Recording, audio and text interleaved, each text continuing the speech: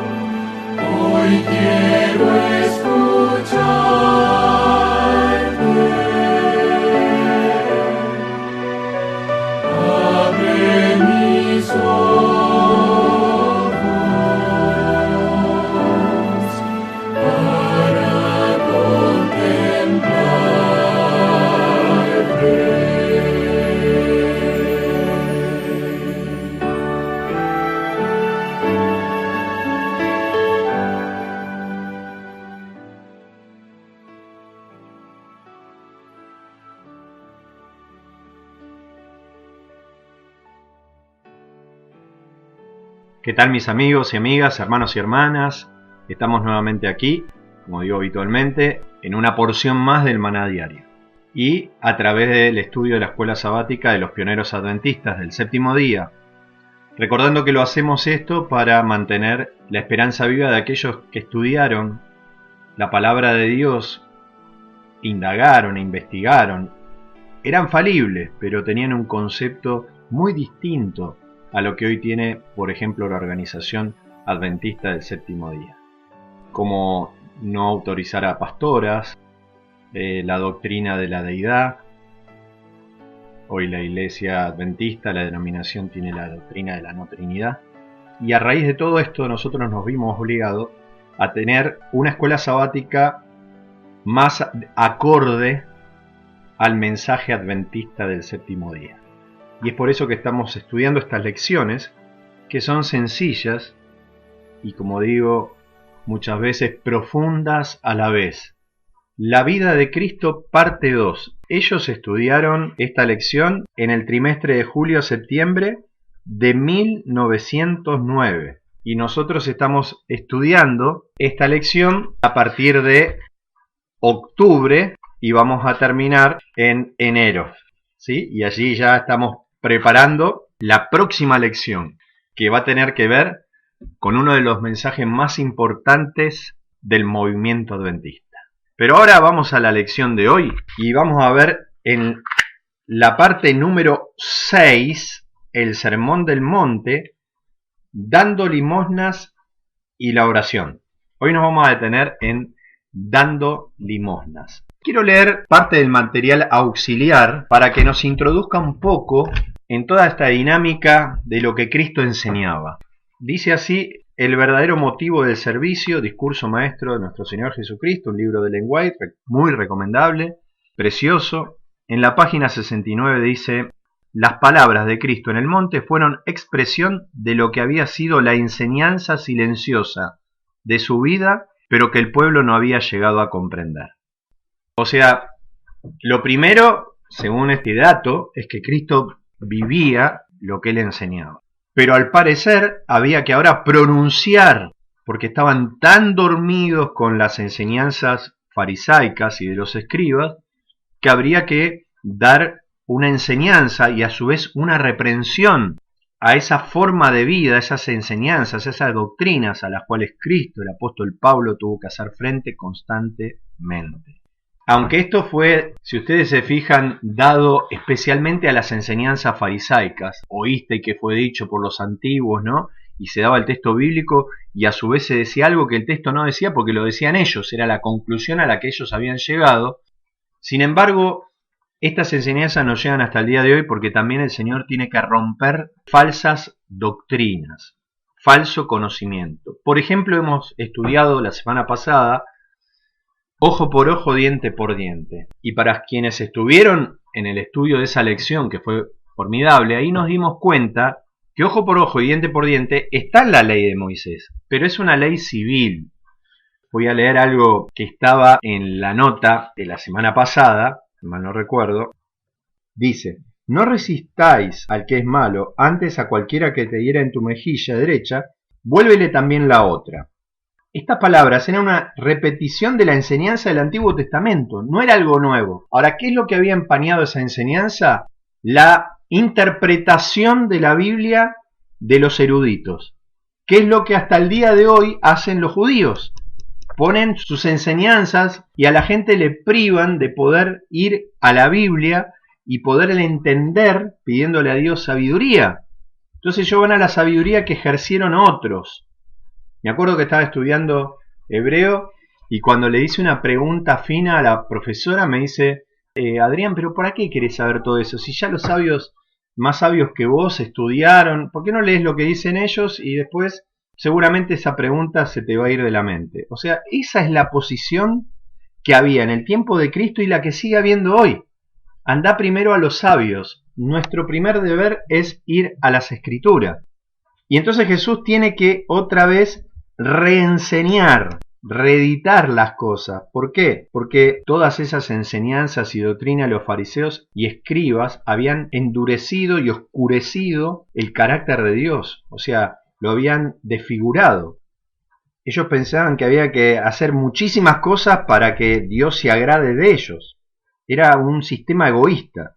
Dice, volviendo: esas palabras eran una repetición de la enseñanza del Antiguo Testamento. Es verdad que la regla ojo por ojo y diente por diente se hallaba entre las leyes dictadas por Moisés. A ver, ¿era verdad? Sí.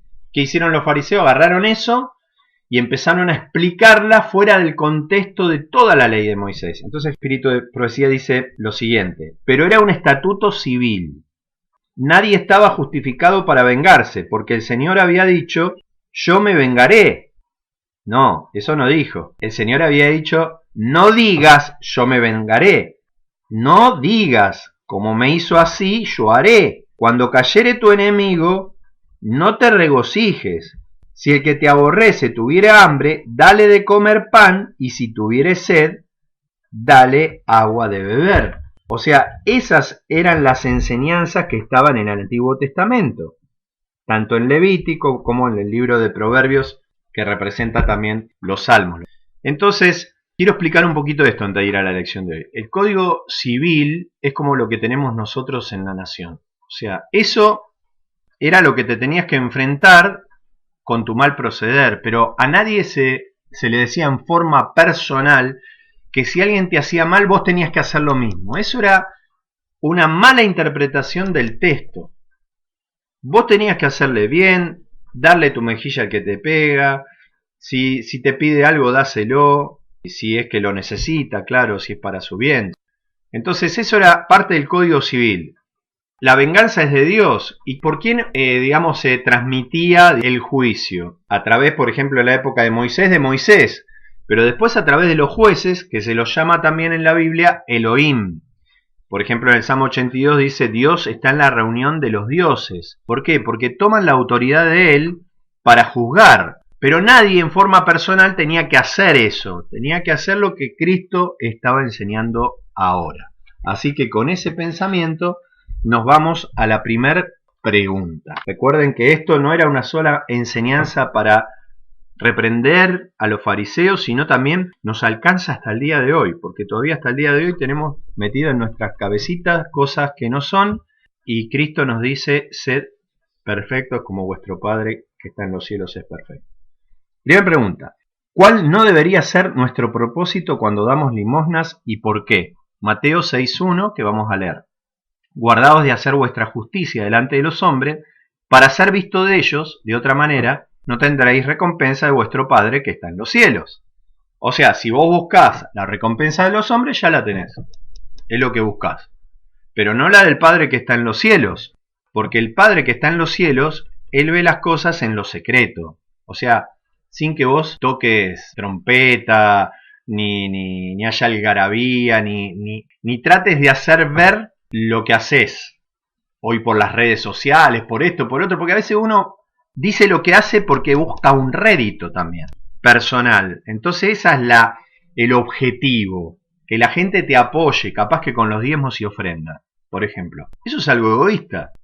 Todo lo que hagamos tiene que salir de un corazón bondadoso que no espera nada a cambio, por ejemplo. Así que, ¿cuál debería ser nuestro propósito cuando damos limosna? No hacernos ver, puse yo, o hacer nuestra justicia. ¿Por qué? Porque perderemos la recompensa que viene de Dios. Tendremos la recompensa de los hombres, la gloria de los hombres, pero no la de Dios. Segunda pregunta, ¿qué prácticas están prohibidas cuando se dan limosnas? ¿Y cuál es la única recompensa de dichas dádivas? Bueno, vamos a leer ahora el versículo 2. Cuando pues des limosna, no hagas tocar trompeta delante de ti, como hacen los hipócritas en las sinagogas y en las calles, para ser alabados por los hombres. De cierto os digo que ya tienen su recompensa. Y estaba pensando, ¿no? Cuando nosotros mismos damos testimonio, no debiera ser para exaltarnos a nosotros mismos, sino dar la gloria a Dios, a quien corresponde. Porque también podemos correr el riesgo de eso. Cuando damos testimonio, buscar gloria oportuna de los hombres. Mismo cuando predicamos. Hay un grave peligro con esto de las redes sociales. Digo por mí que yo soy medio, digamos, de otro planeta con respecto a esto, pero también me puede afectar y a otros más, a otros menos. Cuando hacemos algo que creemos que va a ser, como este programa, para beneficio de otro. Entonces me fijo a ver cuántos me oyen, cuántos seguidores tengo, y el orgullo empieza a ensalzarse. No digo que esto pase en todas las personas, pero se corre un riesgo y hay que tener cuidado. Cuántos nos escuchen, lo importante es quienes nos escuchen hayan sido llevados a la presencia de Dios. Y ese va a ser nuestra recompensa de parte de Dios, no tanto de los hombres. Es más, cuando muchas personas te adulan y te dicen qué bueno que está y todo eso, hay que tener cuidado. Mis hermanos, sigamos con las preguntas. Entonces, para hacer un resumen, esa última pregunta que vimos, ¿qué prácticas están prohibidas cuando se dan limosna? Está prohibido hacer alarde de lo que hacemos, ¿no? ¿Y cuál es la única recompensa? Y es lo mismo que vimos antes. La única recompensa que vamos a tener de todo esto es la recompensa de los seres humanos que son finitos y que mueren como la misma recompensa.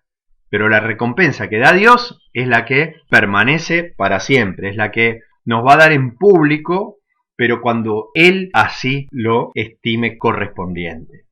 Última pregunta para el día de hoy del Maná Diario. ¿Cómo deberían ser dadas las limosnas y cuál sería la recompensa de los tales? Versículo 3 y 4. Ahora viene el contraste, ¿no?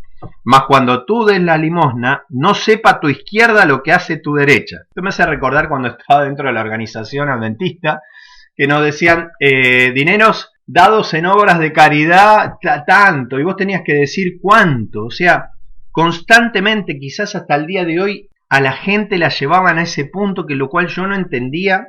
Y un día pregunté, porque estaba en contra de todo esto. Alguien se sinceró y me dijo, lo que pasa es que el gobierno tiene que saber qué es lo que estamos haciendo. Y ahí me di cuenta que nosotros estamos controlados por el gobierno. O sea, ¿qué tiene que ver esto con las acciones gubernamentales? Por más que uno las respete. Porque al César lo que es del César y a Dios lo que es de Dios. Pero las cosas de Dios mezcladas con el gobierno. Era muy extraño, ¿no? Cuando decían esto, dineros dados en obra de caridad, ¿dónde fuiste? ¿Qué esto, qué el otro? ¿Qué se estaba haciendo? Buscando, ¿qué? ¿Recompensa de hombres? ¿Estar a cuenta con los hombres o con Dios? Y sin querer, los hermanos caíamos en esto que va en contra de la palabra de Dios. Mateo 6:4 dice lo siguiente: para que tu limosna sea en secreto, o sea que tu izquierda no sepa lo que hace tu derecha, para que tu limosna sea en secreto. Y tu Padre que ve en lo secreto te recompensará en público. ¿Qué recompensa nosotros queremos? ¿La de los hombres o la de Dios? ¿Qué vamos a hacer a partir de ahora? Si hacemos algo, sonar trompetas, fanfarrias para que la gente nos vea o decir cosas para que el orgullo del corazón humano se exalte, o vamos a hacer las cosas en secreto para que nuestro Padre, que ve en lo secreto, Él nos recompense en público? ¿Qué recompensa tú quieres? ¿Qué recompensa yo quiero? Espero que sea la recompensa que es para vida eterna. Que Dios te bendiga y nos estamos reencontrando en la próxima audición de esto que hemos titulado El Maná Diario. Shalom.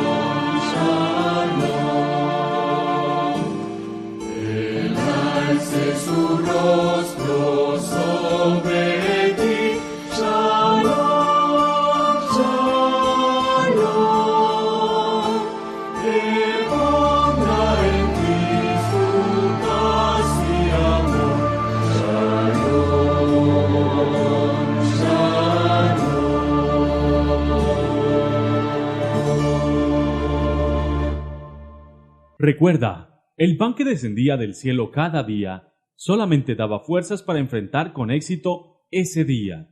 Por eso, permitiéndolo Dios, nos reencontraremos mañana para recibir una porción más del maná diario.